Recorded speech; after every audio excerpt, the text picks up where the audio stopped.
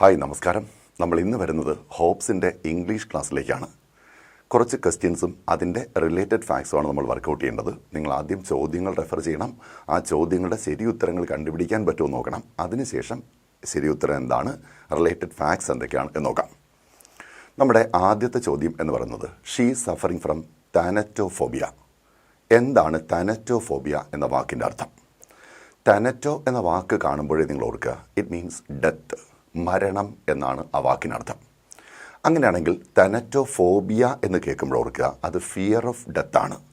താനറ്റോമാനിയ എന്ന് കേൾക്കുമ്പോൾ ഓർക്കുക അത് ലവ് ഓഫ് ഡെത്ത് ആണ്. ഓക്കെ, മരണത്തോട് അമിതമായൊരു താല്പര്യം തോന്നിയാൽ അത് താനറ്റോമാനിയ ആകും. മരണത്തെക്കുറിച്ച് ആവശ്യമില്ലാത്ത പേടി തോന്നിയാൽ അത് താനറ്റോഫോബിയ എന്ന് പറയും. അപ്പം നമുക്ക് അതുമായിട്ട് ബന്ധപ്പെട്ട് ചോദിക്കുന്ന ചോദ്യങ്ങൾ എന്തൊക്കെയാണ്? ഒരെണ്ണം ഓപ്ഷൻ കിടക്കുന്നത് ഫിയർ ഓഫ് ഡാർക്ക്നെസ്സിൻ്റെ ഒറ്റ വാക്കാണ്. ഡാർക്ക്നെസ്സുമായിട്ട് ബന്ധപ്പെട്ട അല്ലെങ്കിൽ രാത്രിയുമായിട്ട് ബന്ധപ്പെട്ട എന്നർത്ഥം വരുന്നൊരു വാക്കാണ് nocturnal. NOCTURNAL, nocturnal. Okay, related to night എന്നർത്ഥം കിട്ടുന്ന വാക്ക് ഏത് എന്ന് PSC ചോദിച്ചിട്ടുണ്ട്. ആ വാക്കാണ് നോക്ടേണൽ. അപ്പോൾ അതിൽ നിന്നുണ്ടാകുന്ന വാക്കാണ് നിക്ടോഫോബിയ. NYCTO, nyctophobia. രാത്രിയെ പേടി അല്ലെങ്കിൽ ഇരുട്ടിനെ പേടിയാണ് നിക്ടോഫോബിയ. ഇനി മറ്റൊന്ന് ഫിയർ ഓഫ് സ്നേക്സ്. സ്നേക്സുമായിട്ട് ബന്ധപ്പെട്ട വാക്ക് നിങ്ങൾക്കറിയാം, ഒഫിഡിയോ എന്ന വാക്കാണ് എപ്പോഴും സ്നേക്സുമായിട്ട് ബന്ധപ്പെട്ട് നമ്മൾ ഉപയോഗിക്കുക അല്ലേ? അങ്ങനെയാണെങ്കിൽ ഒഫിഡിയോഫോബിയ അതായിരിക്കണം സ്നേക്സിനെ പേടി. OPHIDIO, ഒഫിഡിയോഫോബിയ. ഓക്കെ, ഇനി മറ്റൊന്ന് ഫിയർ ഓഫ് ഹൈറ്റ്സ് എന്താണ് അല്ലേ? ഫിയർ ഓഫ് ഹൈറ്റ്സ് എന്താണ്? ഫിയർ ഓഫ് ഹൈറ്റ്സ് എന്ന് പറയുന്നത് അക്രോഫോബിയ ആണ്. ACRO, acrophobia. പക്ഷേ ഇതുമായിട്ട് കൺഫ്യൂസ് ചെയ്യുന്നൊരു വാക്കുണ്ട്, അഗോറാഫോബിയ. AGORA, agoraphobia. അഗോറാഫോബിയ എന്ന് പറയുന്നത് ഫിയർ ഓഫ് ഓപ്പൺ സ്പേസസ് ആണ്. Fear of open spaces. അതിൻ്റെ വിപരീതമാണ് ക്ലോസ്ട്രോഫോബിയ. CLAUSTRO, അടഞ്ഞു കിടക്കുന്ന സ്ഥലങ്ങളെ പറ്റിയുള്ള പേടി. ഓക്കെ, ക്ലോസ്ട്രോഫോബിയ എന്ന് പറയും. ഇനി നമുക്ക് ഇതുമായിട്ട് ബന്ധപ്പെട്ട ഒന്ന് രണ്ട് വാക്കുകളൂടെ നോക്കാം. താനറ്റോ എന്ന വാക്കിനർത്ഥം ഡെത്ത് എന്നാണെന്നറിയാം. ഒഫിഡിയോ പാമ്പുമായി ബന്ധപ്പെട്ട, സ്നേക്സുമായി ബന്ധപ്പെട്ട എന്നർത്ഥം വരുന്ന വാക്കാണ്. അങ്ങനെയാണെങ്കിൽ ഒരു വാക്ക് നമുക്ക് പഠിക്കാനുണ്ട്, താനറ്റോഫീഡിയ. താനറ്റോഫീഡിയ, PHIDIA. താനറ്റോ പ്ലസ് ഒഫീഡിയ, അതാണ് ഈ താനറ്റോഫീഡിയ. ഈ താനറ്റോഫീഡിയ എന്ന വാക്കിനർത്ഥം ഡെഡ്ലി സ്നേക്സ് എന്നാണ്. ഡെഡ്ലി സ്നേക്സ്, മാരക വിഷമുള്ള പാമ്പുകളുടെ കൂട്ടത്തെയാണ് നമ്മൾ താനറ്റോഫീഡിയ എന്ന് വിളിക്കുക. ഇനി താനറ്റോഫീലിയ എന്നൊരു വാക്കുണ്ട്, PHILIA, താനറ്റോഫീലിയ. ഈ താനറ്റോഫീലിയ എന്ന് പറയുന്നത് ലവ് ഓഫ് ഡെത്ത് ആണ്. ലവ് ഓഫ് ഡെത്ത് ആണ്. അതേസമയം താനറ്റോലാട്രി, LATRY, താനറ്റോലാട്രി എന്നൊരു വാക്കുണ്ട്. താനറ്റോലാട്രി എന്ന് പറയുന്നത് വർഷിപ്പ് ഓഫ് ഡെത്ത് ആണ്. വർഷിപ്പ് ഓഫ് ഡെത്ത്, മരണത്തെ ആരാധിക്കുന്ന രീതിയാണ് നമ്മൾ താനറ്റോലാട്രി എന്ന് വിളിക്കുക. താനറ്റോലാട്രി. താനറ്റോഫീലിയ എന്ന് കണ്ടാൽ ഓർക്കുക ലവ് ഓഫ് ഡെത്ത് ആണ്. Love of death. അപ്പോൾ കുറച്ച് വാക്കുകൾ ഇതുമായിട്ട് ബന്ധപ്പെട്ട് കിട്ടിയല്ലോ. ഇനി നമുക്ക് അടുത്ത ചോദ്യത്തിലേക്ക് വരാം. ആൻറ്റോണിയം ഓഫ് കാലസ് എന്നാണ് ചോദ്യം അല്ലേ? അപ്പോൾ എന്താണ് കാലസ് എന്ന വാക്കിനർത്ഥം? ഇമോഷണലി ഹാർഡൻഡ് മീൻസ് വൈകാരികമായ ഒരു കട്ടിപിടിച്ച മനസ്സ്, ഒരു വികാരവും ഏൽക്കാത്ത മനസ്സ്. വേറൊരർത്ഥം പറഞ്ഞാൽ അൺഫീലിംഗ് എന്ന് പറയാം. ഇതിൻ്റെ മറ്റ് സിനോണിമസ് ആയിട്ട് ഉപയോഗിക്കാവുന്ന വാക്കുകളാണ് ഹാർട്ട്ലെസ്, ഇൻസെൻസിറ്റീവ്, ഇങ്ങനെയൊക്കെയുള്ള വാക്കുകൾ. ഹാർട്ട്ലെസ് എന്നോ ഇൻസെൻസിറ്റീവ് എന്നോ ഒക്കെ പറയാം. അങ്ങനെയാണെങ്കിൽ അതിൻ്റെ ഓപ്പോസിറ്റ് എന്തായിരിക്കും? ഇമ്പോർട്ടൻ്റ് അല്ല, സില്ലി അല്ല, സെൽഫ്ലെസ് അല്ല. ഇതിൻ്റെ വിപരീത അർത്ഥം കിട്ടാവുന്ന ഒരു വാക്ക് കമ്പാഷനേറ്റ്, അനുകമ്പയുള്ള അല്ലേ? ഹാർട്ട്ലെസ് ആകുമ്പോൾ നിർദ്ദയമായ, ഒരു വികാരവും മനസ്സിലേൽക്കാത്ത. അപ്പോൾ അതിൻ്റെ വിപരീതമായിട്ട് ഉപയോഗിക്കാവുന്ന വാക്കാണ് കമ്പാഷനേറ്റ്. അടുത്ത ചോദ്യം, ഹീസ് എ ബിഗ് ചീസ്. എന്താണ് ബിഗ് ചീസ് എന്ന് പറഞ്ഞാൽ? ചീസ് എന്ന വാക്കിനർത്ഥം പാൽക്കട്ടി എന്നാണ് അല്ലേ? ബിഗ് ചീസ് എന്ന് കേൾക്കുമ്പോൾ വലിയ പാൽക്കട്ടി എന്നൊന്നും അർത്ഥം എടുക്കരുത്. അൻ ഇമ്പോർട്ടൻറ്റ് പേഴ്സൺ എന്നർത്ഥം. അൻ important person or a man of high rank in N office. A man of high rank in N office. ഒരു ഓഫീസിൽ വളരെ ഉയർന്ന പദവിയോട് കൂടിയിരിക്കുന്ന വ്യക്തിയെ, ഒഫീഷ്യലായി ഉയർന്ന പൊസിഷനുള്ള ആൾക്കാരെ നമ്മൾ വിളിക്കുന്ന പേരാണ് ബിഗ് ചീസ്. അപ്പോൾ ഒരു കളക്ട്രേറ്റിൽ നമ്മൾ ചെന്ന് കയറിയാൽ അവിടുത്തെ ജില്ലാ കളക്ടറായിരിക്കും ആ ഓഫീസിൻ്റെ ബിഗ് ചീസ് എന്ന് പറയുന്നത്. ഓക്കെ, ഇനി ഇതുമായിട്ട് ബന്ധപ്പെട്ട് ഓർക്കേണ്ട മറ്റൊരു വാക്കാണ് big apple. Big apple. Big apple എന്ന് കേൾക്കുമ്പോൾ വലിയ പഴങ്ങൾ ഏതോ ആണ് എന്നൊന്നും വിചാരിക്കരുത്. ന്യൂയോർക്ക് എന്നൊരു സിറ്റി കേട്ടിട്ടില്ലേ? ആ ന്യൂയോർക്ക് സിറ്റിയുടെ ഓമന പേരാണ് ബിഗ് ആപ്പിൾ. ഓക്കെ. ഇനി മറ്റൊന്ന് ബിഗ് ബെൻ ആണ്. BEN, ബുക്കിൻ്റെ BEN, big Ben. Big Ben എന്ന് പറയുന്നത് ക്ലോക്ക് ടവർ ആണ്. Clock tower. ഓക്കെ. സിറ്റികളിലൊക്കെ എവിടെയെങ്കിലുമൊക്കെ വലിയ ടവറിൻ്റെ മുകളിൽ ഒരുപാട് ദൂരം നിന്നാൽ കാണാൻ പറ്റുന്ന ഒരു ക്ലോക്ക് വെച്ചേക്കുന്നുണ്ടല്ലേ? ആ ക്ലോക്ക് വെച്ചിരിക്കുന്ന ടവറിനെയാണ് നമ്മൾ ക്ലോക്ക് ടവർ എന്ന് പറയുക. ഈ ക്ലോക്ക് ടവറിനെ പറയുന്ന മറ്റൊരു വാക്കാണ് ബിഗ് ബെൻ. ഓക്കെ. അടുത്ത ചോദ്യം. The thieves planned to dash the bank of Pune. Okay. സ്വാഭാവികം തീവ്സ് ആകുമ്പോൾ മോഷ്ടിക്കുക അല്ലെങ്കിൽ കൊള്ളയടിക്കുക, ഇതേതെങ്കിലും ഒരിക്കലും ചെയ്ത് ഈ അർത്ഥം കിട്ടുന്ന ഫ്രൈസൽ വെർബാണ് നമുക്ക് വേണ്ടത്. ഒന്നാമത്തെ ഫ്രൈസൽ വെർബ് സെറ്റ് എസൈഡ് എന്നാണ് തന്നിരിക്കുന്നത് അല്ലേ? സെറ്റ് എസൈഡ് എന്ന് പറഞ്ഞാൽ ഭാവിയിലെ ഒരാവശ്യത്തിന് വേണ്ടി മാറ്റി വയ്ക്കുക എന്നാണ്. ഇപ്പോൾ ഒരു എക്സാമ്പിൾ നോക്കിയാൽ, when he got his salary he set aside the money to pay the rent of the house. അർത്ഥം കിട്ടിയോ? വീടിൻ്റെ റെൻറ്റ് പേ ചെയ്യാൻ വേണ്ടി ശമ്പളം കിട്ടിയപ്പോൾ കുറച്ച് പണം അയാൾ സെറ്റ് എസൈഡ് ചെയ്തു. അപ്പോൾ സെറ്റ് എസൈഡിൻ്റെ അർത്ഥം കിട്ടിയല്ലോ, വേറൊരു പർപ്പസിന് വേണ്ടി മാറ്റി വയ്ക്കുക എന്നാണ് അർത്ഥം. ഒരു പർപ്പസിന് വേണ്ടി മാറ്റി വയ്ക്കുമ്പോഴേ സെറ്റ് എസൈഡ് എന്ന് പറയും. ഇനി പകരം നമുക്ക് ശമ്പളം കിട്ടിയപ്പോൾ കുറച്ച് പണം കൊണ്ടുപോയി നമ്മൾ ബാങ്കിലിട്ടു. അതൊരിക്കലും ഒരു ഫ്യൂച്ചർ പർപ്പസിന് വേണ്ടി മാറ്റി വെച്ചതല്ല, നമ്മൾ സേവ് ചെയ്യാണ്. അതിനാണ് പുട്ട് ബൈ എന്ന് പറയാം. Put by, PUT, put BY by. Okay. അപ്പോൾ പുട്ട് ബൈ എന്ന് പറഞ്ഞാൽ സേവ് ആണ്, അതൊരു പർപ്പസിന് വേണ്ടിയല്ല. സെറ്റ് എസൈഡ് എന്ന് പറയുന്നത് മറ്റൊരാവശ്യത്തിന് വേണ്ടി മാറ്റി വയ്ക്കുക എന്നാണ്. നിങ്ങളുടെ കയ്യിൽ പൈസ കിട്ടുമ്പോൾ മാസാവസാനം കുട്ടികളുടെ ഫീസ് അടയ്ക്കാൻ വേണ്ടി 500 രൂപ മാറ്റി വെച്ചാൽ, അല്ലെങ്കിൽ ഹോബ്സിലെ ഫീസ് കൊടുക്കാൻ വേണ്ടി പൈസ മാറ്റി വെച്ചാൽ, ഇതിനൊക്കെ നമ്മൾ ഉപയോഗിക്കുന്ന സെറ്റ് എസൈഡ് എന്ന വാക്കായിരിക്കണം. ഓക്കെ. ഇനി ടേക്ക് ആഫ്റ്റർ എന്ന ഫ്രൈസൽ വെർബ് ഒരുപാട് തവണ PSC റിപ്പീറ്റ് ചെയ്താണ്. ടേക്ക് ആഫ്റ്ററിൻ്റെ അർത്ഥം നമുക്കറിയാം, റിസംബിൾ അല്ലേ? റിസംബിൾ.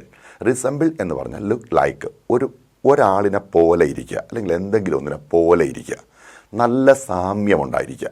ഈ അർത്ഥത്തിലാണ് നമ്മൾ ഏത് വാക്ക് ഉപയോഗിക്കുക? Take after or resemble. For example, Madhu takes after her mother. Madhu takes after her mother എന്ന് പറഞ്ഞാൽ മാധുവിനെ കണ്ടാൽ അവളുടെ അമ്മയെ പോലെ ഇരിക്കും എന്നാണ്. ഈ സാമ്യം കാണിക്കാൻ ഉപയോഗിക്കുന്ന വാക്കാണ് ടേക്ക് ആഫ്റ്റർ. പക്ഷേ ഈ ടേക്ക് ആഫ്റ്റർ നമ്മൾ ശ്രദ്ധിക്കാത്തൊരു മീനിങ് കൂടിയുണ്ട് കേട്ടോ. Follow one's example. Follow one's example, ഒരു മാതൃക പിന്തുടരുക എന്നർത്ഥവും കൂടി ഇതിന് കിട്ടും. ഫോളോ വൺസ് എക്സാമ്പിൾ, ഒരാളിൻ്റെ മാതൃക പിന്തുടരുക. ഓക്കെ. ഇനി അടുത്തത് മേക്ക് ഔട്ടാണ് അല്ലേ? മേക്ക് ഔട്ട് എന്ന വാക്ക് നമ്മൾ പഠിക്കുന്നത് അണ്ടർസ്റ്റാൻഡ് എന്ന അർത്ഥത്തിലാണ്. Make out, understand. പക്ഷേ അനലൈസ് ആൻഡ് അണ്ടർസ്റ്റാൻഡ് എന്ന അർത്ഥം വരുന്ന ഒരു വാക്കുണ്ട്, ഡിസേൺ. DISCERN, discern. ഈ ഡിസേൺ എന്ന വാക്കും മേക്ക് ഔട്ടിൻ്റെ വൺ വേർഡായിട്ട് ഉപയോഗിക്കാം. ഓക്കെ. ഡിസേൺ. അപ്പോൾ അത് മറന്നു പോരുത്. അണ്ടർസ്റ്റാൻഡ് എന്നും പറയാം, ഡിസേൺ എന്നും പറയാം. ഡിസേൺ എന്ന് പറഞ്ഞാൽ ഒന്നുകൂടെ വിശദമായിട്ട് മനസ്സിലാക്കുക എന്ന് തന്നെയാണ് മീനിങ് കേട്ടോ. ഇനി അടുത്തത് മേക്ക് എവേ വിത്ത്. നമുക്ക് ഏതാണ്ട് ആൻസർ കിട്ടി കാണുമല്ലോ അല്ലേ? ബാക്കി 3 പോയെങ്കിൽ പിന്നെ ഇതായിരിക്കുമല്ലോ ആൻസർ. മേക്ക് എവേ വിത്ത് എന്ന് വെച്ചാൽ സ്റ്റീൽ, മോഷ്ടിക്കുക എന്നാണ്. പക്ഷേ മറ്റൊരർത്ഥം കൂടിയുണ്ട്, ഡെസ്ട്രോയ്. ഡെസ്ട്രോയ്, നശിപ്പിക്കുക. ഓക്കെ. ഈ രണ്ടർത്ഥത്തിലും ഉപയോഗിക്കാവുന്ന ഫ്രൈസൽ വെർബാണ് മേക്ക് എവേ വിത്ത്. അടുത്ത ആൻസർ നമുക്ക് ബോർഡിൽ നോക്കി ഒരല്പം കാര്യങ്ങൾ പഠിച്ചിട്ട് നോക്കാം. ശ്രദ്ധിക്കണേ. നമുക്കിവിടെ തന്നിരിക്കുന്ന ആദ്യത്തെ വാക്യം നോക്കിയേ. ഈ വാക്യത്തിനുള്ളിൽ ഒരു നെഗറ്റീവ് വേർഡ് ഉണ്ട്, നെവർ എന്ന വാക്കല്ലേ? പക്ഷേ ഇപ്പോഴാ വാക്കിരിക്കുന്നത് സെൻറ്റൻസിൻ്റെ ഉള്ളിലാണ്. അപ്പോൾ അതിന് ആ പ്രവൃത്തി ചെയ്യുന്നില്ല, അല്ലെങ്കിൽ അത് ഒരിക്കലും സംഭവിക്കുന്നില്ല എന്നൊരു നെഗറ്റീവ് മീനിങ് കിട്ടുന്നുണ്ട്. പക്ഷേ നമ്മൾ ഈ നെഗറ്റീവ് വേർഡ് എടുത്ത് വാക്യത്തിൻ്റെ തുടക്കത്തിൽ വെച്ചാൽ നമ്മൾ ഈ പറയുന്ന കാര്യത്തിൻ്റെ നെഗറ്റീവ് ഇഫക്റ്റ് കുറേ കൂടെ കൂടും. ഒന്ന് ശ്രദ്ധിച്ച് നോക്കിയേ. അവൻ ഒരിക്കലും അവിടെ പോയിട്ടില്ല എന്ന് പറയുന്നതും ഒരിക്കലും അവൻ അവിടെ പോയിട്ടില്ല എന്ന് പറയുന്നത് തമ്മിലൊരു വ്യത്യാസമുണ്ടല്ലേ? ഒരു വാക്കിൻ്റെ പൊസിഷൻ മാറുമ്പോൾ കുറച്ചുകൂടെ അതിൻ്റെ ഇൻറ്റൻസിറ്റി കൂടുന്നുണ്ട്, ആശയത്തിൻ്റെ ഇൻറ്റൻസിറ്റി കൂടുന്നുണ്ട്. ഇതുപോലെ ആശയത്തിൻ്റെ ഇൻറ്റൻസിറ്റി കൂട്ടാൻ വേണ്ടി നമുക്ക് ഈ നെവർ എന്ന വാക്കെടുത്ത് തുടക്കത്തിൽ എഴുതാം. ഇങ്ങനെ എഴുതിയാൽ നോക്കിയേ, നെവർ ഇതൊരു നെഗറ്റീവ് വേർഡാണേ. ഇതുപോലെ ഒരു നെഗറ്റീവ് വേർഡ് ഒരു വാക്യത്തിൻ്റെ തുടക്കത്തിൽ വരുമ്പോൾ നമ്മൾ എപ്പോഴും സബ്ജക്റ്റും ഓക്സിലറി വെർബും കൂടി തല തിരിച്ചെഴുതണം. ഓക്കെ ആണേ? ഒന്നുകൂടെ ശ്രദ്ധിക്കണം. നോർമലി ഒരു സെൻറ്റൻസിൻ്റെ തുടക്കത്തിൽ വരുന്ന സബ്ജക്റ്റാണ്, രണ്ടാമതാണ് ആര് വരുന്നത്? ഓക്സിലറി. നമ്മൾ നെഗറ്റീവ് വേർഡിൽ സെൻറ്റൻസ് ഓപ്പൺ ചെയ്യുകയാണെങ്കിൽ നമ്മൾ ഈ സബ്ജക്റ്റും ഓക്സിലറി വെർബും അങ്ങോട്ടും ഇങ്ങോട്ടും മാറ്റി എഴുതും. അതായത് ഹാസിനെ എടുത്ത് ഷീയുടെ ലെഫ്റ്റ് സൈഡിൽ എഴുതും. അപ്പോഴെങ്ങനെ കിട്ടും?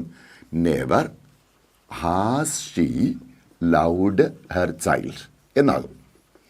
ഇങ്ങനെ എഴുതുന്ന രീതിക്ക് നമ്മൾ പറയുന്ന പേരാണ് ഇൻവെർഷൻ. ഓക്കെ, ഇൻവെർഷൻ എന്ന് പറയും. ഇത് കേൾക്കുമ്പോഴേ ഓർത്തോണം, ഏത് വാക്യവും നെഗറ്റീവ് വേർഡിൽ ഓപ്പൺ ചെയ്താൽ അതിൽ ഇൻവെർഷൻ വരും. അതായത് ഓക്സിലറി വെർബിൻ്റെ പൊസിഷൻ സബ്ജക്റ്റിൻ്റെ ലെഫ്റ്റിലേക്ക് മാറും. ഓക്കെ, ഇവിടെ നോക്കിയേ, he had little cared for the baby. വാക്യത്തിനകത്തൊരു നെഗറ്റീവ് വേർഡുണ്ട്, ലിറ്റിൽ. ഈ ലിറ്റിൽ എന്ന വാക്കിനെ തുടക്കത്തിലേക്കെടുത്ത് ലിറ്റിൽ എന്ന് ഓപ്പൺ ചെയ്താൽ നമ്മൾ എപ്പോഴും പറയുന്നത് had he cared for the baby എന്നായിരിക്കും. Had he cared for the baby.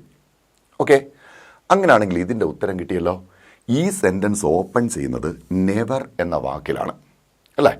നമുക്ക് തന്നിരിക്കുന്ന നെവർ എന്ന വാക്കിൽ ഓപ്പൺ ചെയ്യുന്ന സെൻറ്റൻസ് ആണെങ്കിൽ ഇതിൽ ഇൻവെർഷൻ വരണമല്ലോ. ഇൻവെർഷൻ വരിക എന്ന് പറഞ്ഞാൽ ഓക്സിലറി വെർബ് ആദ്യം വരണം, സബ്ജക്റ്റ് രണ്ടാമത് വരണം. ഇവിടെ ഓക്സിലറി വെർബ് രണ്ടാമതാണ്, ഇവിടെ സബ്ജക്റ്റ് ഇല്ല, ഇവിടെ ഓക്സിലറി വെർബ് സബ്ജക്റ്റിൻ്റെ റൈറ്റ് സൈഡിലാണ്. എന്നാൽ ഈ ഓപ്ഷനിൽ മാത്രം ഓക്സിലറി വെർബ് സബ്ജക്റ്റിൻ്റെ ലെഫ്റ്റ് വന്നു, അതായത് ഇൻവെർഷൻ വന്നു. അപ്പം നമ്മൾ ആൻസർ ചെയ്യേണ്ടത് ഹാവ് ഐ എന്നാണ്. Have I. ഓക്കെ, അപ്പോൾ ഈ പോയിന്റ് മനസ്സിരിക്കട്ടെ.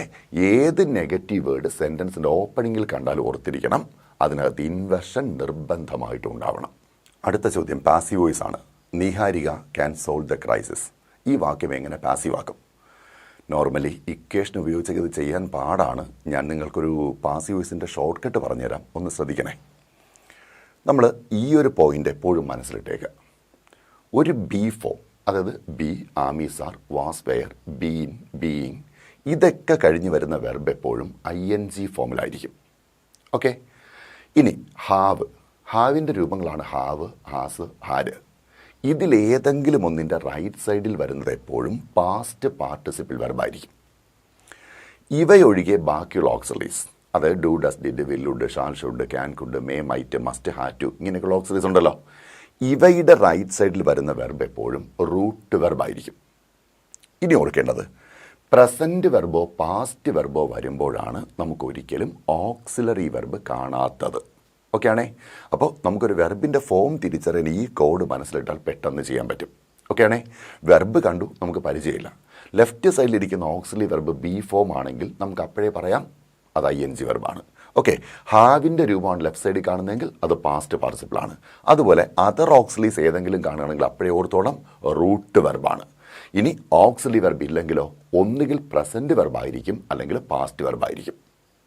ഓക്കെ ആണല്ലോ? ഇനി നമുക്ക് എങ്ങനെയാണ് ഒരു വാക്യത്തെ പാസീവ് ആക്കുക? നിങ്ങൾ ആദ്യം ഓർക്കേണ്ടത്, തന്നിരിക്കുന്ന വാക്യത്തിൻ്റെ സ്ട്രക്ചർ ഒരു കാരണവശാലും ചേഞ്ച് ചെയ്യാൻ പാടില്ല. ഓക്കെ ആണേ? ഒരു വാക്യം ഏത് രൂപത്തിൽ തന്നിരിക്കുന്നോ ആ സ്ട്രക്ചർ അതുപോലെ നിലനിർത്തുക. ഈവൻ എൻഡിൽ വരുന്ന പങ്ക്ച്വേഷൻ മാർക്ക് പോലും മാറ്റരുത്. ഓക്കെ, ക്വസ്റ്റ്യൻ മാർക്ക് ആണെങ്കിൽ ക്വസ്റ്റ്യൻ മാർക്ക്, ഫുൾ സ്റ്റോപ്പ് ആണെങ്കിൽ ഫുൾ സ്റ്റോപ്പ്, ഇതിനൊന്നും ഒരു ചേഞ്ചും വരുത്തരുത്. നിങ്ങൾ ചെയ്യേണ്ടത്, സബ്ജക്റ്റ് എവിടെ ഇരിക്കുന്നോ ആ സ്ഥാനത്ത് പകരം ഒബ്ജക്റ്റ് എഴുതുക. ഓക്കെ, ആദ്യമൊന്നല്ല ഞാൻ പറഞ്ഞത് replace the subject with object എന്നാണ്, ബിഗിൻ വിത്ത് ദ ഒബ്ജക്റ്റ് എന്ന് പഠിക്കരുത്. ഓക്കെ, സബ്ജക്റ്റ് എവിടെ ഇരിക്കുന്നോ അവിടെ ഒബ്ജക്റ്റ് എഴുതുക. അപ്പോൾ നോക്കിയേ, ഇവിടെ സബ്ജക്റ്റ് ആദ്യമാണ്, അതുകൊണ്ട് നമ്മൾ ഒബ്ജക്റ്റ് ആദ്യം എഴുതും. എന്നാൽ ഇവിടെ വരുമ്പോൾ ഹൗ വിൽ ഹി, ഇവിടെയാണ് സബ്ജക്റ്റ് വന്നത്, അപ്പോഴവിടെ തന്നെയാണ് ഒബ്ജക്റ്റ് എഴുതേണ്ടത്. അപ്പോഴിവിടെ ആൻ ആപ്പിൾ എന്ന് സ്റ്റാർട്ട് ചെയ്യാം. എന്നാൽ ഇവിടെ ഹൗ വിൽ ദ ബിൽ എന്നാവും. ഇവിടുത്തെ ഹീക്ക് പകരം ദ ബിൽ എന്ന ഒബ്ജക്റ്റ് വരും. ഒരു പോയിന്റ് ഓക്കെ ആണേ? ഇനി രണ്ടാമത്തെ പോയിന്റ്, മെയിൻ വെർബ് ഏത് ഫോമിലാണെന്ന് കൺഫേം ചെയ്യാം. ഓക്കെ ആണേ? ഒരുപക്ഷെ തിരിച്ചറിയാതെ വന്നാൽ നിങ്ങൾക്ക് ഈ നിയമങ്ങൾ ഉപയോഗിച്ചുകൊണ്ട് പെട്ടെന്ന് വെർബിൻ്റെ ഫോം കണ്ടുപിടിക്കാം. അങ്ങനെ വെർബിൻ്റെ ഫോം കിട്ടിക്കഴിഞ്ഞാൽ ആ വെർബിൻ്റെ രൂപത്തിൽ ബി എഴുതുക. അതായത് വെർബ് റൂട്ടാണെങ്കിൽ ബിയുടെ റൂട്ട് എഴുതുക. ബി. വെർബ് പ്രസന്റ് ആണെങ്കിൽ ബിയുടെ പ്രസന്റ് എഴുതുക, am is are. Verb past ആണെങ്കിൽ ബിയുടെ പാസ്റ്റ് എഴുതുക, was were. Verb past participle ആണെങ്കിൽ ബിയുടെ പാസ്റ്റ് പാർട്ടിസിപ്പിൾ എഴുതുക, ബീൻ. ഇനി വെർബ് ING ഫോം ആണെങ്കിലോ ബിയുടെ ING ഫോം എഴുതുക, ബീയിങ്. ഓക്കെ ആണല്ലോ. ഇത് വെർബിൻ്റെ സ്ഥാനത്ത് തന്നെ എഴുതിയാൽ മതി. എന്നിട്ട് തന്നിരിക്കുന്ന വെർബിനെ അതിൻ്റെ പാസ്റ്റ് പാർട്ടിസിപ്പിൾ ഫോമിലേക്ക് കൺവേർട്ട് ചെയ്താൽ മതി, നമ്മുടെ പാസീവ് വോയിസ് കംപ്ലീറ്റ് ആവും. ഓക്കെ ആണല്ലോ. തന്നിരിക്കുന്ന വെർബിനെ പാസ്റ്റ് പാർട്ടിസിപ്പിൾ ഫോമിലേക്ക് കൺവേർട്ട് ചെയ്യാം. ഫോർ എക്സാമ്പിൾ, നമ്മളിപ്പോൾ റൈറ്റിംഗ് എന്ന വെർബിനെ എടുത്തു നോക്കിയാൽ നമുക്കിത് പാസീവ് ആക്കണം. നിങ്ങൾ ആകെ ചിന്തിക്കേണ്ടത് റൈറ്റിംഗ് ഏത് ഫോമാണ്? ING form. അപ്പോൾ ബിയുടെ ING ഫോം എടുക്കുക. Okay, being. ഇനി ചെയ്യേണ്ടത് ഈ വെർബിനെ അതിൻ്റെ പാസ്റ്റ് പാർട്ടിസിപ്പിൾ ആക്കുക. റൈറ്റിങ്ങിൻ്റെ പാസ്റ്റ് പാർട്ടിസിപ്പിൾ റിട്ടൺ. ഓക്കെ, അപ്പോൾ സിംഗിങ് എന്നാണ് തന്നിരിക്കുന്ന വെർബെങ്കിലോ നമ്മളിതിനെ പാസീവ് ആക്കാൻ ചെയ്യുന്നത് ING ഫോം ആണല്ലോ. ബിയുടെ ING ഫോം എടുക്കും, ബീയിങ്. ഇനി സിംഗിങ് എന്ന വാക്ക് അതിൻ്റെ പാസ്റ്റ് പാർട്ടിസിപ്പിൾ ആക്കും, സങ്. ഓക്കെ, ഇങ്ങനെയാണ് പാസീവ് വാക്കുകളുടെ എളുപ്പവഴി. ഈ 2 വാക്കുകൾ ഒന്നുകൂടെ നോക്കിയേ. ഷീക്ക് പകരം an apple, is eating ING form. അപ്പോൾ ബിയുടെ ING ഫോം എഴുതി, ബീയിങ്. ഈറ്റിൻ്റെ പാസ്റ്റ് പാർട്ടിസിപ്പിൾ ഈറ്റൺ. വേണമെങ്കിൽ ബൈ ഹെർ എന്ന് ചേർക്കാം, ഇത് നിർബന്ധമൊന്നുമല്ല. Okay, an apple is being eaten. ഇനി അടുത്തേക്ക് നോക്കിയേ. How will he pay the bill? ഹൗവിന് മാറ്റമില്ല, വില്ലിന് മാറ്റമില്ല, ഹീക്ക് പകരം ദ ബിൽ എന്നെഴുതി. ഇനി പേ ഏത് ഫോം എന്നറിയാൻ നോക്കിയേ. പേയുടെ അടുത്ത് വിൽ, ബി ഫോം അല്ല, ഹാവിൻ്റെ ഫോം അല്ല, അതർ ഓക്സിലി ആണ് അല്ലേ. അതർ ഓക്സിലി ഇപ്പുറത്ത് വരുന്നെങ്കിൽ ഇത് റൂട്ട് ഫോം ആണല്ലോ. അപ്പോൾ ബിയുടെ റൂട്ട് ഫോം എഴുതി, ബി. പേയുടെ പാസ്റ്റ് പാർട്ടിസിപ്പിൾ പെയ്ഡ്. ഇനി ക്വസ്റ്റ്യൻ മാർക്ക് കൂടി ഇട്ടേക്കാം. Okay, how will the bill be paid. അതായത് ഏത് വെർബിനെയും പാസീവ് ആക്കാൻ നിങ്ങൾക്ക് ഈ മെത്തേഡ് യൂസ് ചെയ്യാം. ഓക്കെ അല്ലേ? എങ്കിൽ നമുക്ക് ഈ 6ാമത്തെ ചോദ്യത്തിൻ്റെ ഉത്തരം നോക്കാമല്ലോ. നീഹാരിക ക്യാൻ സോൾവ് ദ ക്രൈസിസ് അല്ലേ. സബ്ജക്റ്റ് നീഹാരിക, അതിന് പകരം ദ ക്രൈസിസ്. ക്യാന് മാറ്റമൊന്നുമില്ല. ക്യാൻ എന്ന് പറയുന്നത് ബി ഫോം അല്ല, ഹാവ് ഫോം അല്ല. ഓക്കെ, അപ്പോൾ അതർ ഓക്സിലീസിൻ്റെ ഗ്രൂപ്പിൽ വരുന്നതാ. അങ്ങനെയാണെങ്കിൽ ഈ വെർബ് റൂട്ടാണ് എങ്കിൽ പാസീവ് ആക്കാൻ ബിയുടെ റൂട്ട് ഫോം ബി. സോൾവിൻ്റെ പാസ്റ്റ് പാർട്ടിസിപ്പിൾ സോൾഡ്. ഓക്കെ, ഇനി കൃത്യമായി നമുക്കൊരു ഉത്തരം തന്നിരിക്കുന്നുണ്ട്, ബൈ നീഹാരിക എന്നിരുന്ന് നന്നായിരിക്കും. ഓക്കെ, കൃത്യമായിട്ടൊരു സബ്ജക്റ്റ് ഉണ്ടല്ലോ, പേര് വ്യക്തമായിട്ട് തരുന്നുണ്ടല്ലോ. അങ്ങനെ തരുന്നത് കൊണ്ട് നമുക്ക് ബൈ നീഹാരിക എന്നിരുന്ന് നല്ലതായിരിക്കും. സോ നമുക്ക് തന്നിരിക്കുന്ന ആൻസർ ഓപ്ഷൻസിൽ ഓപ്ഷൻ എ ആണ് കറക്റ്റ് അല്ലേ. The crisis can be solved by Niharika. അടുത്ത ചോദ്യം ക്വസ്റ്റ്യൻ ടാഗാണ് അല്ലേ. Anita rarely answers. നമ്മൾ ടാഗ് എടുക്കുമ്പോഴെന്തെങ്കിലും നോക്കി. ആദ്യം നമുക്ക് വേണ്ടത് ഓക്സിലറി വെർബാണ്. ആ വാക്യത്തിൽ ഓക്സിലറി വെർബ് തന്നിട്ടില്ല. അപ്പോൾ നമ്മൾ ആൻസേഴ്സ് എന്ന വെർബിനെ സ്പ്ലിറ്റ് ചെയ്തു, does answer. Okay, does answer. അതിൽ ഓക്സിലറി വെർബ് ഡസ് കിട്ടി. ഇനി വാക്യത്തിൽ നെഗറ്റീവായിട്ട് എന്തെങ്കിലും ഉണ്ടോ എന്നാണ് ഇനി നോക്കേണ്ടത്. നമുക്ക് തന്നേക്കുന്നത് നോക്കി, റെയർലി എന്നൊരു വാക്ക് അതിനകത്തുണ്ട് അല്ലേ. ആ വാക്ക് നെഗറ്റീവ് ഇമ്പാക്റ്റ് ഉണ്ടാക്കുന്ന വാക്കാണ്. അങ്ങനെയാണെങ്കിൽ നമുക്കിനി ടാഗിൽ നോട്ട് ചേർക്കേണ്ട ആവശ്യമില്ല. ടാഗിൽ N' ഉപയോഗിക്കേണ്ട ആവശ്യമില്ല. ഓക്കെ, ഡസ് എന്ന് മതി. ഇനി വാക്യത്തിൻ്റെ സബ്ജക്റ്റ് അനിതയാണ്. ഏത് സബ്ജക്റ്റും പ്രൊനൗണിൻ്റെ രൂപത്തിലാക്കിയാണ് ടാഗിൻ്റെ എൻഡിൽ എഴുതേണ്ടത്. സോ അനിത പ്രൊനൗൺ ആകുമ്പോൾ ഷീ എന്നാവും. ഡസിൻ്റെ ഷീ വേണ്ട, ഡസ് ഷീ എന്ന് മതി. ഡസിൻ്റെ ഷീ വന്നാൽ റെയർലി അവിടെ ഔട്ട് ഓഫ് പ്ലേസ് ആവും. ഓക്കെ, അപ്പോൾ നമുക്ക് ഡസ് ഷീ എന്ന് മതി, ഡസിൻ്റെ ഷീ എന്ന് വേണ്ട. അടുത്തത് ഒരു ഇഫ് ക്ലോസ് ആണ് അല്ലേ. If I dash the project head I could have made you as my secretary. വാക്യത്തിനകത്ത് മിസ്റ്റേക്സ് ഉണ്ട്, അത് നമ്മുടെ വിഷയമല്ല, ശ്രദ്ധിക്കുക. നമ്മൾ ഇവിടെ നോക്കുമ്പോൾ മെയിൻ ക്ലോസ് തന്നിട്ടുണ്ട്, ഇഫ് ക്ലോസ് കണ്ടുപിടിക്കണം. നമുക്കുള്ള 3 സീക്വൻസ് ആണ്, അറിയാമല്ലോ. ഇഫ് ക്ലോസിൽ പ്രസൻറ്റ് വെർബ് വന്നാൽ മെയിൻ ക്ലോസിൽ വിൽ വെർബ് യൂസ് ചെയ്യാം. ഇഫ് ക്ലോസിൽ പാസ്റ്റ് വെർബ് വന്നാൽ മെയിൻ ക്ലോസിൽ വുഡ് വെർബ് യൂസ് ചെയ്യാം. ഇഫ് ക്ലോസിൽ ഹാഡ് PP എന്ന ഫോം വരികയാണെങ്കിൽ നമുക്ക് മെയിൻ ക്ലോസിൽ വുഡ് ഹാവ് PP എന്നെഴുതാം. ഓക്കെ, ഇപ്പം ഇവിടെ തന്നിരിക്കുന്നത് വുഡിന് പകരം കുഡ്, ഹാവ്. സ്വാഭാവികമായിട്ട് ഇപ്പുറത്ത് വരുന്ന മെയ്ഡ് പാസ്റ്റ് പാർട്ടിസിപ്പിൾ ആയിരിക്കുമല്ലോ. തൊട്ടുമുമ്പ് പാസീവ് വോയിസിന് ഞാൻ എഴുതിയിട്ട ജോഡി ഓർമ്മയില്ലേ? ഹാവ് വരുമ്പോൾ എപ്പോഴും കൂടെ വരുന്ന വെർബ് പാസ്റ്റ് പാർട്ടിസിപ്പിൾ ആയിരിക്കും അല്ലേ? അപ്പോൾ ഇവിടെ വന്നിരിക്കുന്ന പാസ്റ്റ് പാർട്ടിസിപ്പിൾ ആണ്. Could have past participle. അതെന്തിന് തുല്യമാണ്? വുഡ് ഹാവ് പാസ്റ്റ് പാർട്ടിസിപ്പിളിന് തുല്യമാണ്. അങ്ങനെയാണെങ്കിൽ വുഡ് ഹാവ് പി പി ഇവിടെ വരണമെങ്കിൽ ഇഫ് ക്ലോസിൽ എന്തുണ്ടായി പറ്റൂ? Had P P. സോ നമുക്കിവിടെ തന്നേക്കുന്ന ആൻസർ ഹാഡ് ബീൻ എന്നാണ്. നമുക്ക് ടെൻസ് വെച്ച് ഇങ്ങനെ എടുക്കാൻ പറ്റൂ, ഹാഡ് ബീൻ. ഇനി ആ ക്വസ്റ്റ്യനിൽ മിസ്റ്റേക്സ് ഉണ്ട്. കാരണം if I dash the project head എന്ന് പറയുമ്പോൾ ഓർക്കണം, ഞാൻ പ്രോജക്റ്റ് ഹെഡ് അല്ല. ഓക്കെ, ഞാൻ പ്രോജക്റ്റ് ഹെഡ് അല്ല. ആണെങ്കിൽ ഈ വാക്യത്തിൽ ആയിരുന്നെങ്കിൽ എന്ന് പറയേണ്ടി വരില്ലല്ലോ. ഞാൻ പറഞ്ഞ ക്ലിയറായോ? എടോ, നരേന്ദ്രമോദി ഒരിക്കലും ഞാൻ ഇന്ത്യയുടെ പ്രധാനമന്ത്രി ആയിരുന്നെങ്കിൽ എന്ന് പറയില്ല. കാരണം അദ്ദേഹം ഇന്ത്യയുടെ പ്രധാനമന്ത്രിയാണ്. ഓക്കെ, അതിസമ്പന്നനായ ഒരു വ്യക്തി ഒരിക്കലും ഞാൻ സമ്പന്നനായിരുന്നെങ്കിൽ എന്ന് പറയില്ല. കാരണം അദ്ദേഹം ഓൾറെഡി സമ്പന്നനാണ്.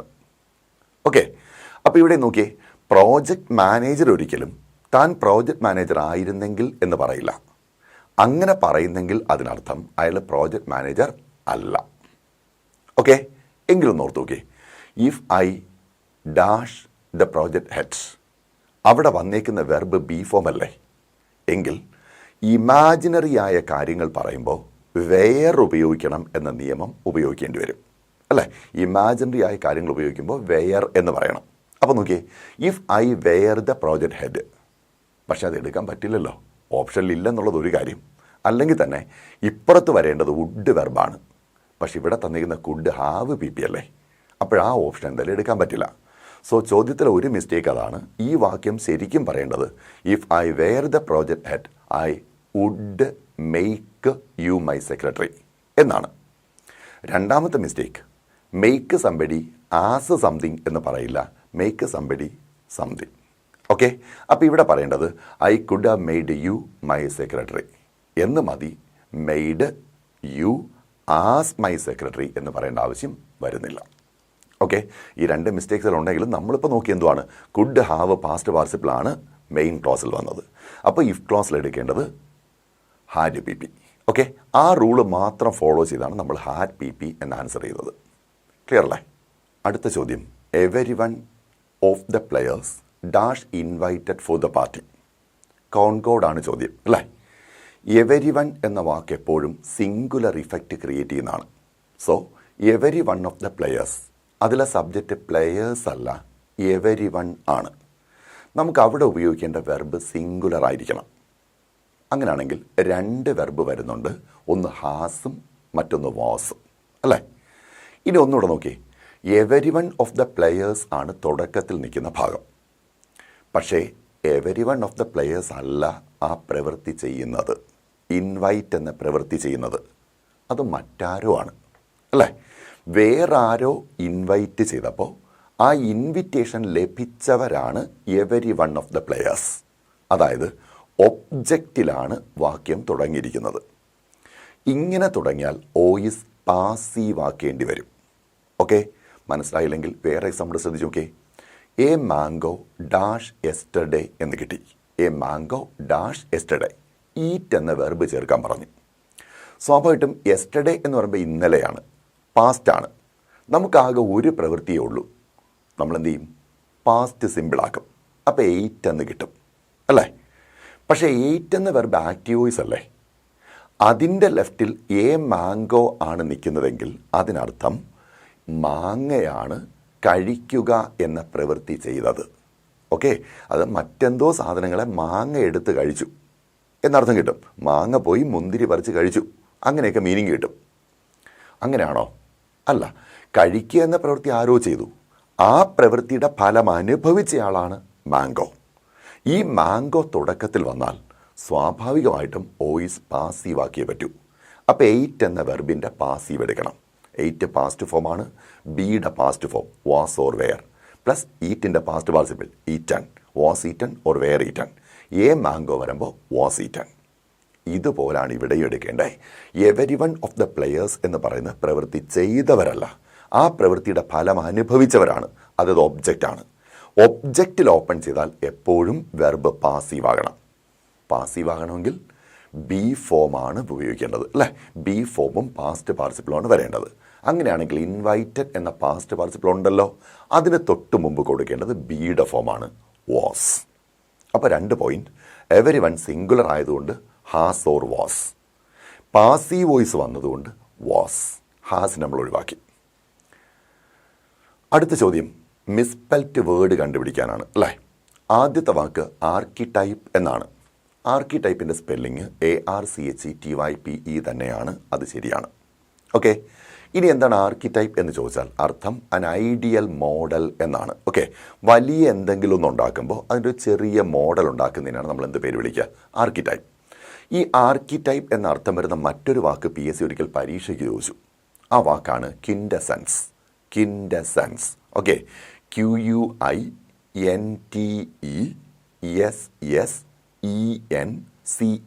ക്വിൻറ്റസെൻസ് എന്നാണ് വാക്ക്. ഈ വാക്ക് ആർക്കിടൈപ്പ് എന്നതിൻ്റെ സിനോണിമസ് വേർഡാണ്. ഓക്കെ, രണ്ടിൻ്റെ അർത്ഥം തന്നെയാണ് അൻ ഐഡിയൽ മോഡൽ എന്നാണ്. രണ്ടാമത്തെ വാക്ക് സബ്ജുഗേഷൻ എന്നാണ്. സബ്ജുഗേഷൻ. ഈ സബ്ജുഗേഷൻ എന്ന വാക്കിൻ്റെ സ്പെല്ലിംഗ് കറക്റ്റാണ് കേട്ടോ. വാക്കിൻ്റെ അർത്ഥം കോൺകസ്റ്റ് എന്നാണ്. കോൺകസ്റ്റ്, കീഴടക്കൽ എന്നർത്ഥം വരുന്ന വാക്കാണ് സബ്ജുഗേഷൻ. ഓക്കെ, ഇനി അടുത്ത വാക്ക് പ്രൊമിസ്ക്യസ്. ആ വാക്കിൻ്റെ സ്പെല്ലിംഗ് തെറ്റാണ്. PROME അല്ല, PROMISCUOUS എന്നാണ് വാക്കിൻ്റെ സ്പെല്ലിംഗ്. ഓക്കെ, സിനോണിമസ് ആയ വാക്കുകളാണ് മോട്ട്ലി, MOTLEY, മോട്ട്ലി എന്ന വാക്ക് ഉപയോഗിക്കാം. ഓക്കെ, വാക്കിനർത്ഥം ഡിസോർഡർലി കോമ്പസിഷൻ എന്നാണ്. ഡിസോർഡർലി കോമ്പസിഷൻ, എന്തെങ്കിലും ഒന്നിനെ ക്രമരഹിതമായിട്ട് അടുക്കും ചിട്ടയില്ലാതെ പറക്കിയിട്ടാൽ അതിന് പറയുന്ന പേരാണ് പ്രൊമിസ്ക്യസ്. ഓക്കെ, അഡ്ജക്റ്റീവാണ് കേട്ടോ. Next one പ്രോസ്ട്രേഷൻ.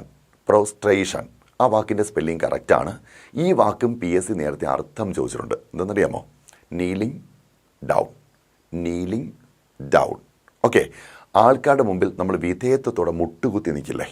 പണ്ടങ്ങനെ രീതി ഉണ്ടല്ലോ, ആൾക്കാരുടെ മുമ്പ് മുട്ടുകുത്തി എന്ന് തൊഴുത് എന്തെങ്കിലുമൊക്കെ പറയുക. അങ്ങനെ കാൽമുട്ടുകുത്തി ഒരാളുടെ മുമ്പ് സാഷ്ടാംഗം വീഴുന്നതിന് പറയുന്ന വാക്കാണ് prostration. Okay, lie down on the ground എന്ന അർത്ഥമാണ് അന്ന് അവർ ചോദിച്ചത്. ഓക്കെ, അപ്പോൾ lie down on the ground എന്ന അർത്ഥം വരുന്ന വാക്ക് പ്രോസ്ട്രേഷൻ. ഇതിൽ മിസ്പെൽറ്റ് ആയിട്ട് വരുന്ന ഒരൊറ്റ വാക്ക് മാത്രമേ ഉള്ളൂ. ആ വാക്ക് പ്രൊമിസ്ക്യസ് ആണ്. പ്രൊമിസ്ക്യസ്. ഓക്കെ, അതാണ് നമ്മുടെ ഉത്തരം. ഒന്നാമത്തെ ചോദ്യം, Japanese cameras are superior dash those made in India. Okay, ഈ വാക്കെന്ന് പറയുന്നത് നമ്മൾ നേരത്തെ കേട്ട് പരിചയമുള്ള വാക്കായിരിക്കും. സുപ്പീരിയർ, അതിൻ്റെ വിപരീതം ഇൻഫീരിയർ. സീനിയർ, അതിൻ്റെ വിപരീതം ജൂനിയർ. ഈ 4 വാക്കുകളും കമ്പാരേറ്റീവ് ഡിഗ്രിയാണ്.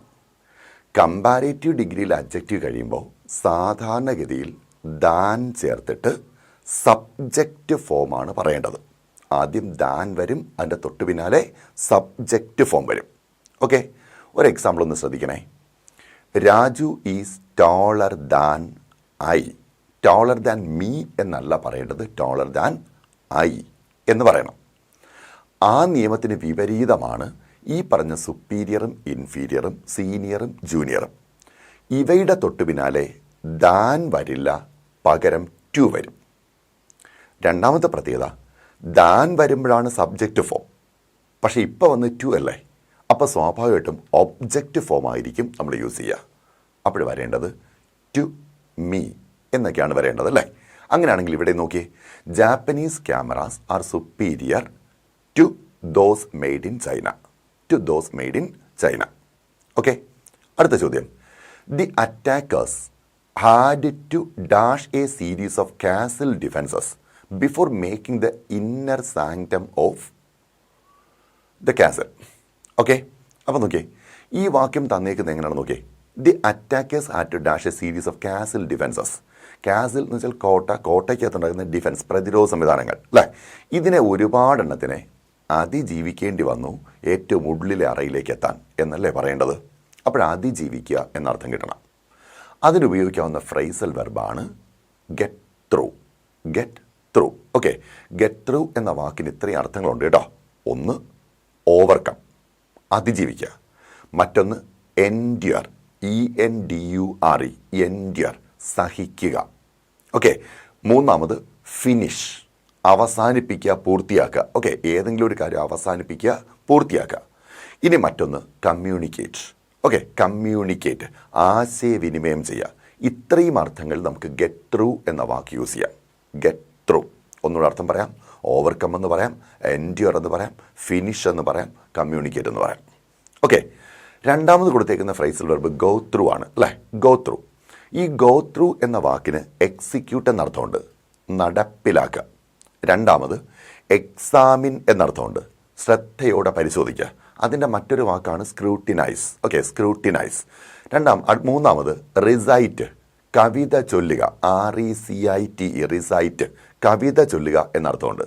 മറ്റൊന്ന് അണ്ടർഗോ, വിധേയമാവുക എന്നർത്ഥമുണ്ട്. ഇത്രയും മീനിങ്സ് ഉണ്ട് ഗോ ത്രൂവിന്.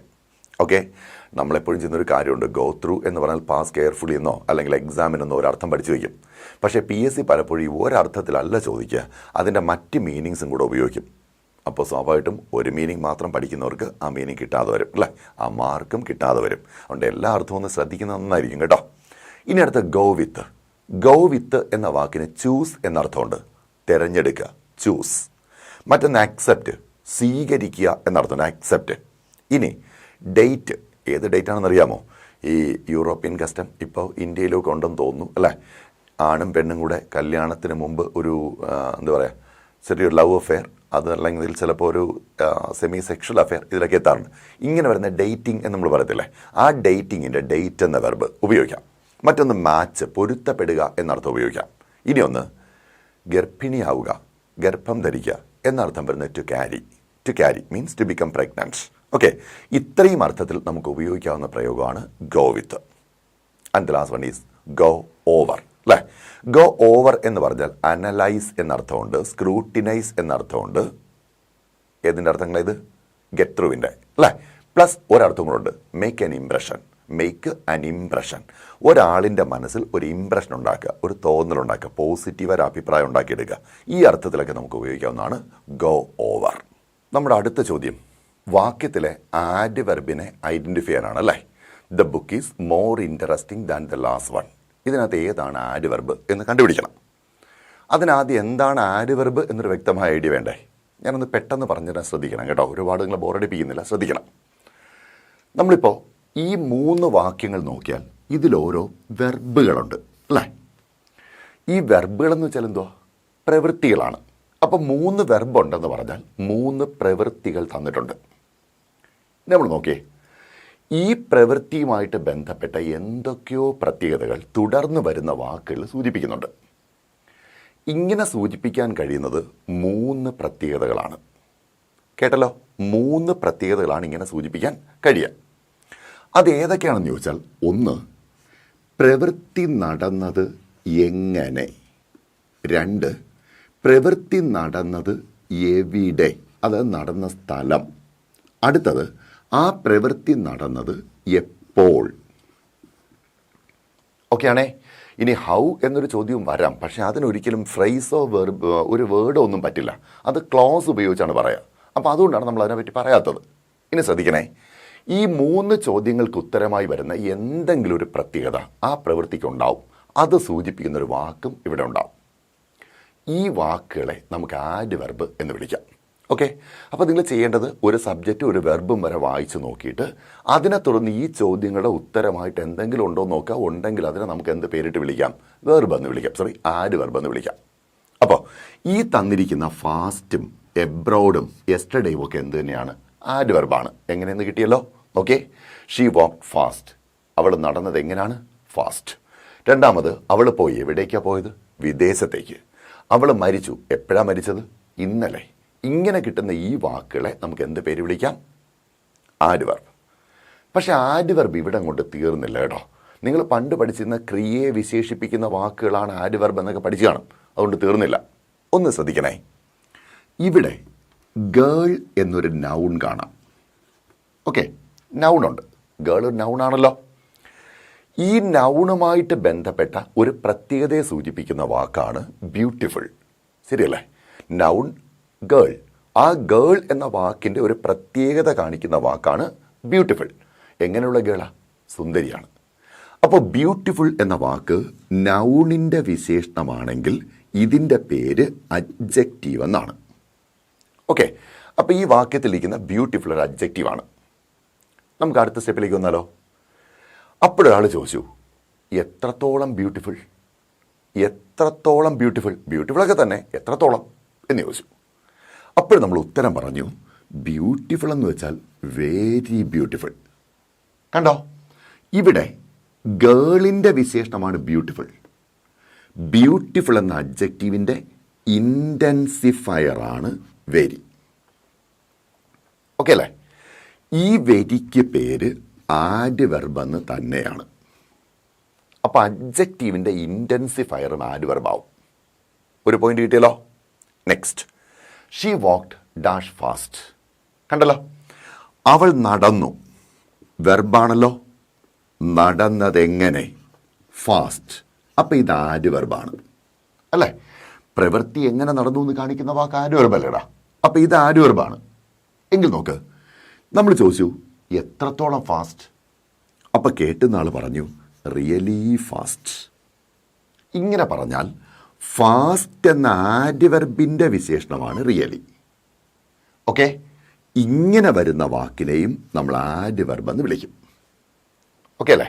അപ്പോൾ ഒരു പ്രവൃത്തി എങ്ങനെ നടന്നു, എവിടെ നടന്നു, എപ്പോൾ നടന്നു, ഇങ്ങനെ പ്രവൃത്തിയുടെ പ്രത്യേകത കാണിക്കുന്ന വാക്കുകൾ ആഡ്വർബുകളാണ്.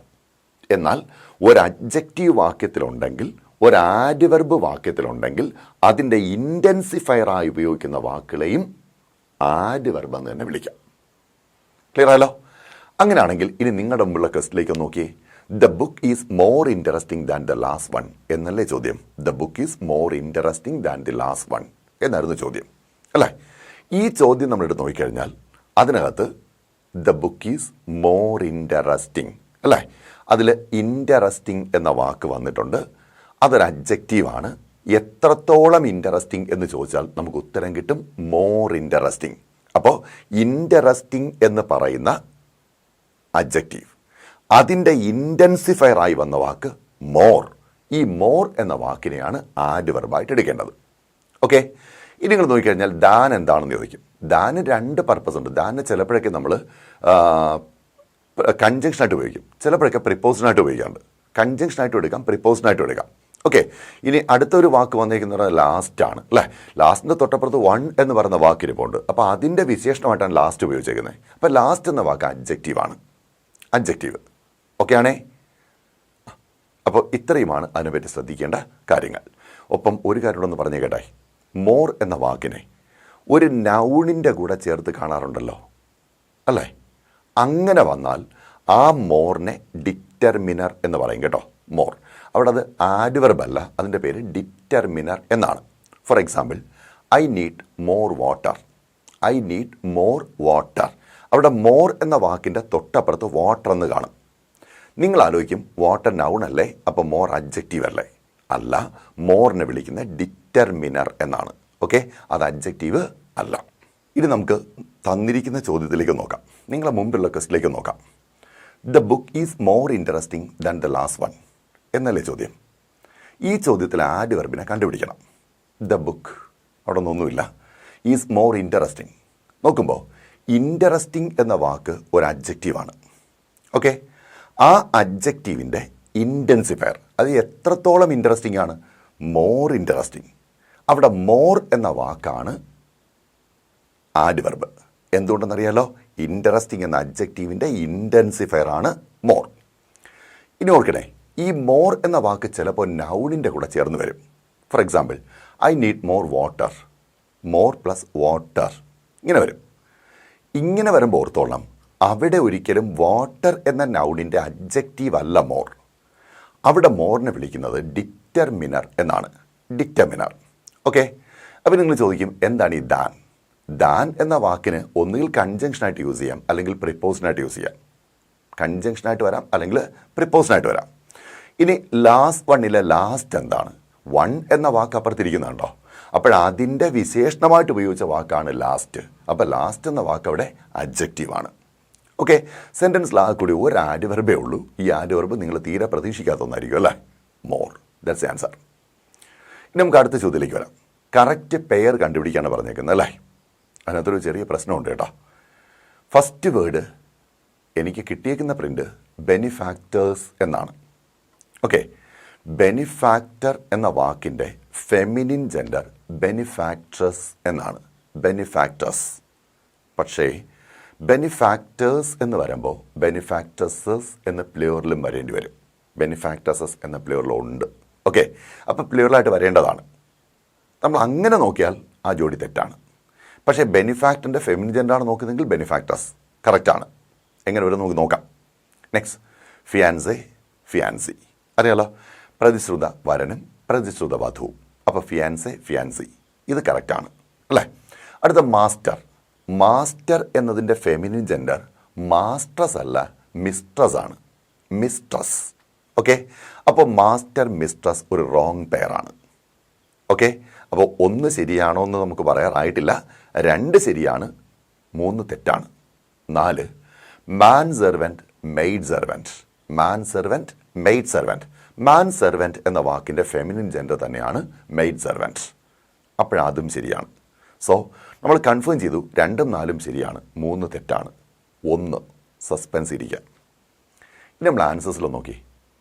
ആൻസേഴ്സിൽ 2ഉം 4ഉം മാത്രം വരുന്നൊരു option നമുക്കില്ലല്ലോ.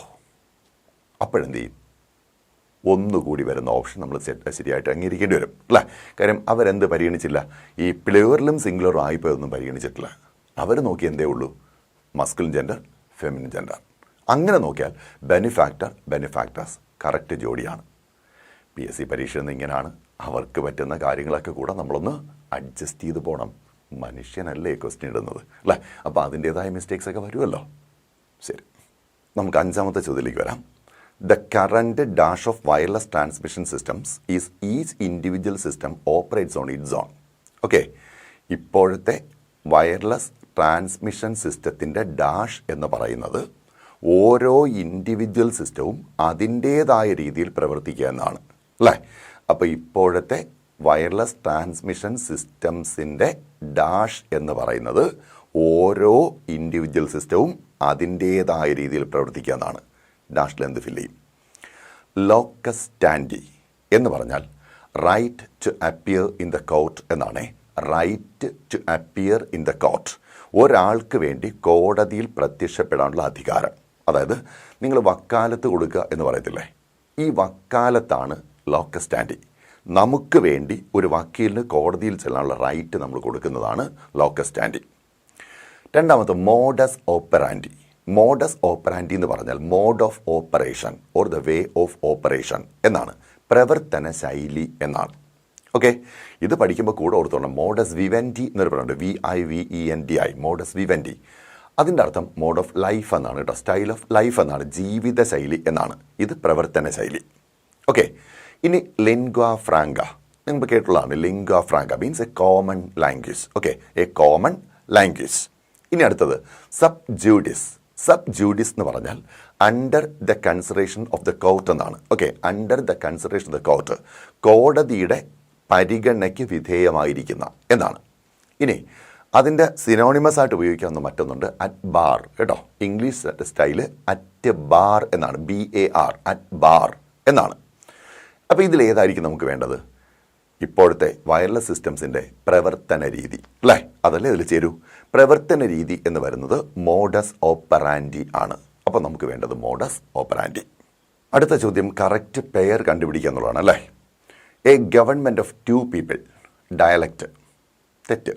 A government of 2 people എന്ന് പറയുന്നത് ഡയാർക്കിയാണ്.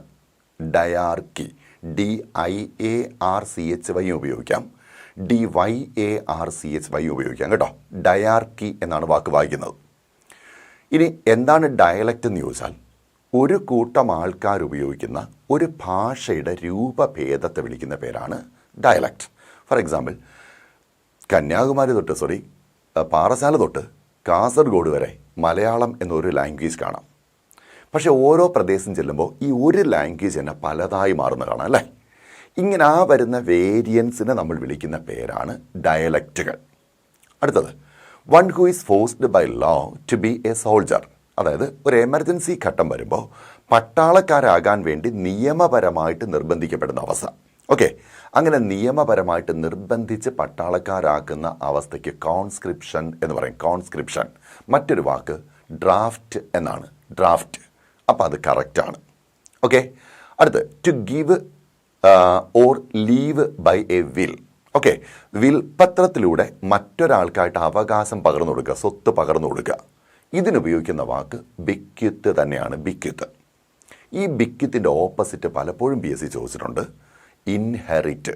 ഓക്കെ, ഇൻഹെറിറ്റ് അതായത് നമ്മൾ സ്വത്ത് പാരമ്പര്യമായിട്ട് കിട്ടുമ്പോൾ, നമ്മൾ ഏറ്റുവാങ്ങുമ്പോൾ അതിന് ഇൻഹെറിറ്റ് എന്ന് പറയും.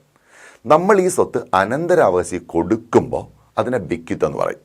സംഭവിക്കല്ലേ ഡോ, എനിക്ക് എൻ്റെ അച്ഛൻ പ്രോപ്പർട്ടി തന്നത് ഞാൻ ഏറ്റുവാങ്ങി, അപ്പം ഞാൻ ഇങ്ങോട്ട് ഏറ്റുവാങ്ങുകയല്ലേ ചെയ്തേ, അപ്പം ഇൻഹെറിറ്റ് ചെയ്തു. ഓക്കെ, കുറേ കഴിയുമ്പോൾ ഞാൻ ഈ സ്വത്ത് എൻ്റെ മകന് കൊടുക്കുകയാണ്, അപ്പം എൻ്റെ കയ്യിൽ നിന്ന് ഈ സ്വത്ത് പോവുമല്ലേ, അപ്പം എന്നെ സംബന്ധിച്ചോളം ഞാനിത് മകന് ബിക്വിത്ത് ചെയ്യാണ്. ഓക്കെ, അപ്പോൾ ഇൻഹെറിറ്റ് ചെയ്യുമ്പോൾ ഇങ്ങോട്ട് കിട്ടും, ബിക്വിത്ത് ചെയ്യുമ്പോൾ നമ്മൾ അതിൽ നിന്ന് പോകും. രണ്ടും അനന്തരാവകാശികളിലേക്കാണെന്നുള്ളതേ ഉള്ളൂ. ക്ലിയർ അല്ലേ? ഇങ്ങനെ വരുന്ന വാക്കുകളാണ് ബിക്വിത്തും കൂടെ ഇൻഹെറിറ്റും. ഇങ്ങനെ ഇൻഹെറിറ്റ് ചെയ്യുന്നതാണ് HEIR, എയർ എന്ന് പറയും. H സൈലൻ്റ് ആണ് എന്നുള്ളത് ഓർത്തോളം ആർട്ടിക്കിളിൻ്റെ ഒരു മാർക്ക് കിട്ടും. ഓക്കെ അല്ലേ? HEIR, air. ഹെയർ എന്ന് വായിച്ചാൽ എ എന്ന് എഴുതേണ്ടി വരും. എയർ എന്ന് വായിച്ചാൽ ആൻ എന്ന് എഴുതേണ്ടി വരും. ആൻ എന്നാണ് എഴുതുന്നതെങ്കിൽ ഒരു മാർക്കും കൂടി കിട്ടും കേട്ടോ. ഓക്കെ, അപ്പോൾ ഇതിനകത്ത് 1 തെറ്റാണ്, 2 ശരിയാണ്, 3 ശരിയാണ്. അപ്പോൾ 2, 3 കറക്റ്റ് ആൻസേഴ്സാണ്. അടുത്തത്, hardly had they spoken these words. ഒരു പ്രത്യേകത ഉണ്ടോ? നമ്മൾ കഴിഞ്ഞൊരു ക്ലാസ്സിൽ പറഞ്ഞിരുന്നു, നെഗറ്റീവ് വേർഡിൽ ഓപ്പൺ ചെയ്താൽ ഓക്സിലറി വെർബ് ലെഫ്റ്റിൽ വരും. ഓർമ്മയുണ്ടോ? സബ്ജക്റ്റിൻ്റെ ലെഫ്റ്റിൽ വരും, ഇൻവേർഷൻ. ആ പറഞ്ഞ കാര്യമാണ് അവിടെ സംഭവിച്ചിരുന്നത്. ഹാർഡ്ലി ഒരു നെഗറ്റീവ് വേർഡാണ്. ആ നെഗറ്റീവ് വേർഡിൽ വന്നപ്പോൾ ദേ ഹാഡ് എന്ന് പറയുന്നതിന് പകരം ഹാഡ് ദേ എന്ന് പറഞ്ഞു. ഓക്കെ, അതവിടെ നിൽക്കട്ടെ, ഞാൻ നിങ്ങൾ ഓർമ്മിപ്പിച്ചു എന്ന് മാത്രമേ ഉള്ളൂ. നെഗറ്റീവ് വേർഡിൽ എപ്പോൾ തുടങ്ങിയാലും ഇൻവേർഷൻ സംഭവിക്കുന്നു, ഓർമ്മിപ്പിച്ചതാണ്. ഇനി ഇവിടുത്തെ എന്താടേ, തുടക്കത്തിൽ നോ സൂണർ വരുമ്പോൾ അപ്പുറത്ത് ജോഡിയായിട്ട് ദാൻ വരും എന്ന് പഠിച്ചിട്ടുണ്ട് അല്ലേ?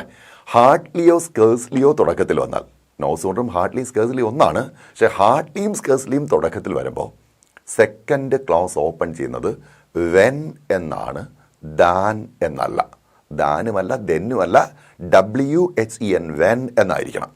സോ നമ്മുടെ ഇവിടുത്തെ ആൻസർ ഓപ്ഷൻ ബി ആണ്, വെൻ. അടുത്ത ക്വസ്റ്റ്യൻ ടാഗാണ്. ഷീ ഹാർഡ്ലി റിമെമ്പേഴ്സ് എനിത്തിങ് അല്ലേ? നമ്മൾ റിമെമ്പേഴ്സ് എന്ന വാക്ക് അതിനകത്തുള്ളൂ, ഓക്സിലറി വെർബ് ഇല്ല. സോ റിമെമ്പേഴ്സ് എന്ന വാക്കിനെ സ്പ്ലിറ്റ് ചെയ്യും. സ്പ്ലിറ്റ് ചെയ്യുമ്പോൾ ഡസ് പ്ലസ് റിമെമ്പർ എന്നാവും. Does plus remember, auxiliary verb കിട്ടി, ഡസ്. ഇനി നെഗറ്റീവായിട്ട് എന്തെങ്കിലും ഉണ്ടോ നോക്കിയാൽ, ഹാർഡ്ലി ഒരു നെഗറ്റീവ് വേർഡാണ്. തൊട്ടുമുമ്പത്തെ ക്വസ്റ്റിനിൽ നമ്മൾ പറഞ്ഞാണല്ലേ, ഹാർഡ്ലി ഒരു നെഗറ്റീവ് വേർഡാണ്. ഹാർഡ്ലി നെഗറ്റീവ് വേർഡാണെങ്കിൽ ഇനി നമുക്ക് നോട്ടിൻ്റെ ആവശ്യമില്ലല്ലോ, അപ്പോൾ ഡസ് എന്ന് മതി. ഇനി ഷീ എന്ന സബ്ജക്റ്റ് എൻഡിലോട്ട് എടുത്തെഴുതുമ്പോൾ ഷീ പ്രൊനൗൺ തന്നെയാണ്, മാറ്റേണ്ട ആവശ്യമൊന്നുമില്ല. അപ്പോൾ ഷീ എന്ന് കിട്ടും. സോ ഡസ് വേണം, നോട്ട് വേണ്ട, ഷീ വേണം. നമ്മുടെ tag does she, option C. Okay, അടുത്ത ചോദ്യം, ആൻറ്റോണിയം ഓഫ്. ആ വാക്ക് കണ്ടല്ലോ, കേർട്ടിയസ് എന്നാണ് ആ വാക്ക് വായിക്കുന്നത്. കേർട്ടിയസ് എന്നാണേ, കേർട്ടിയസ്. കോർട്ടിയസ് അല്ല, കേർട്ടിയസ്. ഓക്കെ, കേർട്ടിയസ് എന്ന് വായിക്കും. ഈ വാക്കിൻ്റെ വിപരീതം എന്താണ്? അതിനാദ്യം എന്ത് ചെയ്യണം? കേർട്ടിയസ് എന്ന വാക്കിൻ്റെ അർത്ഥം അറിയണം അല്ലേ? ഡിസ്പ്ലേയിങ് ഗുഡ് മാനേഴ്സ്, നല്ല പെരുമാറ്റ മര്യാദകൾ പാലിക്കുന്ന എന്നർത്ഥം വരുന്ന വാക്കാണ് കേർട്ടിയസ്. അപ്പോൾ സ്വാഭാവികമായിട്ട് എൻ്റെ ഓപ്പോസിറ്റ് എന്ത് കിട്ടും? റൂഡ്, പരുഷമായി പെരുമാറുന്ന, പരുക്കനായിട്ട് പെരുമാറുന്ന അല്ലേ? ഡൈവർജ് എന്ന് പറഞ്ഞാൽ ഗോയിങ് ഡിഫറൻറ്റ് എന്നാണ്, വ്യത്യസ്തമായി പോകുന്ന, പിരിഞ്ഞു പോകുന്ന എന്നൊക്കെ അർത്ഥം വരുന്ന വാക്കാണ് ഡൈവർജ്. ഓക്കെ, ഇപ്പോൾ നിങ്ങൾ റോഡിലൂടെ നടന്നു പോകുന്നു, ആ റോഡ് രണ്ടായിട്ട് പിരിയുമ്പോൾ നമുക്ക് പറയാം റോഡ് ഡൈവേർജ് ചെയ്യുന്നു എന്ന് പറയാം. ഓക്കെ അല്ലേ? ഇങ്ങനെ ഉപയോഗിക്കുന്ന വാക്കാണ് ഡൈവേർജ്. സോറോ നമുക്കറിയാം. കീൻ എന്ന വാക്കിനർത്ഥം ഷാർപ്പ് എന്നോ പേഴ്സിങ് എന്നോ ഒക്കെയാണ്, മൂർച്ചയുള്ള, ഓക്കെ, കൃത്യമായ എന്നൊക്കെ അർത്ഥം വരുന്ന വാക്കാണ്, തീവ്രതയുള്ള, ഈ അർത്ഥമൊക്കെ വരുന്ന വാക്കാണ് കീൻ. അപ്പം നമുക്കിവിടെ എടുക്കാൻ പറ്റുന്ന ഏതേ ഉള്ളൂ? റൂഡ് എന്ന വാക്കേ ഉള്ളൂ. Next, you look very tired, you had better dash. Okay അല്ലേ? ഹാഡ് ബെറ്റർ പഠിച്ചിട്ടുണ്ടല്ലോ. ഹാഡ് ബെറ്റർ എവിടെ പറയുമ്പോഴും നമുക്ക് എൻ്റെ തൊട്ടു പിന്നാലെ ഒരു ടു അറിയാതെ ഇങ്ങനെ നാവിൻ തുമ്പിൽ വന്ന് നിൽക്കും അല്ലേ? You had better to consult a doctor, you had better to go home early. നമ്മളിങ്ങനെ എപ്പോഴും യു ഹാഡ് ബെറ്റർ എന്ന് പറയുമ്പോൾ ഒരു ടു കൂടെ ചേർത്ത് പറയാൻ ശ്രമിക്കും. ഇത് നമ്മുടെ മനസ്സിലിങ്ങനെ നിൽക്കാറുണ്ട്, പക്ഷേ ആൻസറിൽ വേണ്ട. ഓക്കെ, ഹാഡ് ബെറ്റർ എവിടെ വന്നാലും അതിൻ്റെ തൊട്ടടുത്ത് V1 മാത്രം മതി. V1 മാത്രം മതി. അവിടെ V1 എന്ന് പറയുമ്പോൾ ഓർത്തോളം അത് ബെയർ ഇൻഫിനിറ്റീവ് ആണ്. അതെന്താണെന്ന് ചോദിക്കരുത് കേട്ടോ. ഇൻഫിനിറ്റീവ് എന്ന് പറഞ്ഞാൽ 2 + V1 ആണ്. അതിൻ്റെ 2 കളയുമ്പോൾ കിട്ടുന്ന രൂപത്തെ വിളിക്കുന്ന പേരാണ് ബെയർ ഇൻഫിനിറ്റീവ്. അപ്പോൾ ഇതും V1ഉം തമ്മിൽ എന്താ വ്യത്യാസം എന്ന് ചോദിച്ചാൽ ഇൻഫിനിറ്റീവോ ബെയർ ഇൻഫിനിറ്റീവോ നമ്മൾ വെർബായിട്ട് പരിഗണിക്കത്തില്ല എന്നുള്ളതാണ് വ്യത്യാസം. ഓക്കെ, ഇൻഫിനിറ്റീവും ബെയർ ഇൻഫിനിറ്റീവും എന്തല്ല, വെർബുകളല്ല. ഓക്കെ, അങ്ങനെയാണെങ്കിൽ you look very tight, you had better take rest. Take rest, you had better to take rest എന്ന് പറയാൻ തോന്നും. അങ്ങനെ തോന്നിയാൽ ഒരു മൈനസ് കിട്ടും. ഓക്കെ, തോന്നരുത്, എങ്ങനെ പറഞ്ഞാൽ മതി, U had better take rest. Thank you.